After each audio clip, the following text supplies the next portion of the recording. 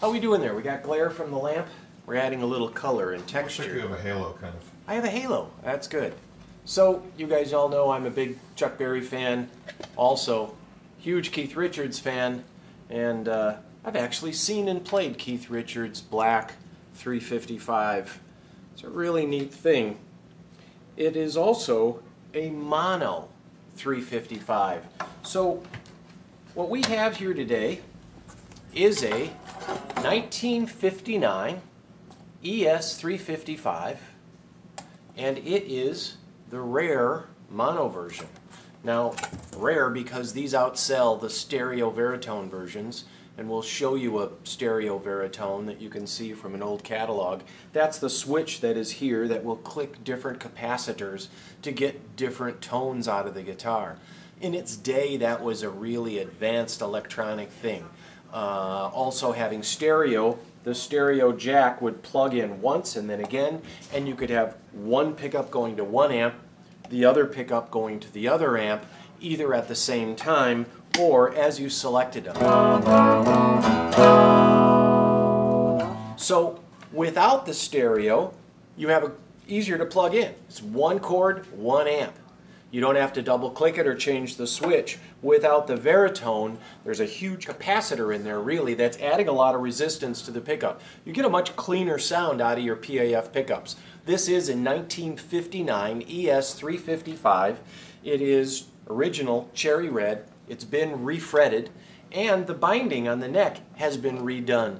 But this is a really hard guitar to find, so while the binding and the refret lowers its price, its demand is really high because this is basically the same thing now as a dot neck 335, except it has an ebony board, block inlays. This has a little bigger fret,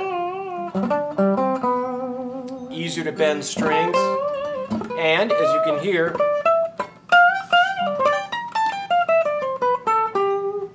it's clear fretted. You can bend every note. There's no dead spots. It's a well done job. Also, 59, late 59 to early 60s, it's highly likely that these are white PAFs. We did lift up one of these screws and we can tell you that on both of these pickups, the bobbin is white. I won't go into that too much, but if you're into vintage guitars, your eyes suddenly lit up, your ears are perked. Yes, there is at least one coil that is white in both of these pickups.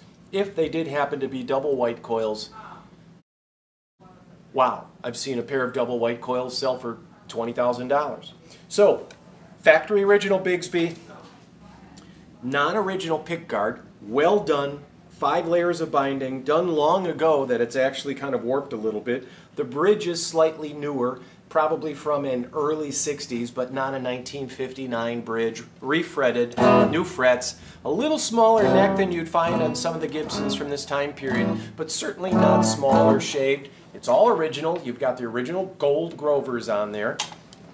The guitar's in really nice shape. The top is a nice arch to it. There's no flattening of it. The back is in good condition. You can see there's no belt buckle. It does have strap locks on it.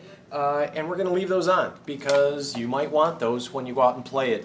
This is a great guitar. It's a collectible guitar. It'll probably go up in value. It's a rare guitar. It's a high demand guitar, and it's also in just that perfect shape where you can take it out and you can play it on gigs. So, once again, I'll show our hero.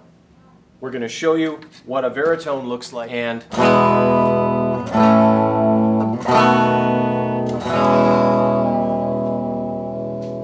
say adieu. Come on in. Look at this one. Really.